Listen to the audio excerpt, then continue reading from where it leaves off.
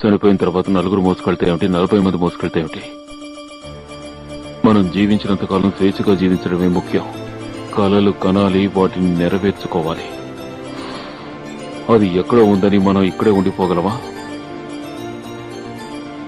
దేవుడు మనకి జీవితంలో 2 దారులను ఇచ్చాడు.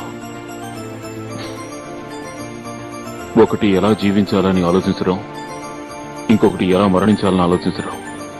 దేన్ని ఎంచుకుంటామన్నదే మన తలరాత. చనిపోయిన తర్వాత నలుగురు మోసుకెళ్తే ఏమిటి, 40 మంది మోసుకెళ్తే ఏమిటి? మనం జీవించినంత కాలం స్వేచ్ఛగా జీవించడమే ముఖ్యం.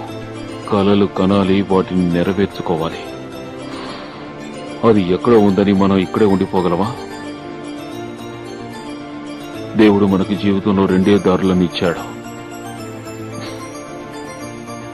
ఒకటి ఎలా జీవించాలని ఆలోచించడం, ఇంకొకటి ఎలా మరణించాలని ఆలోచించడం. దేన్ని ఎంచుకుంటామన్నదే మన తలరాత.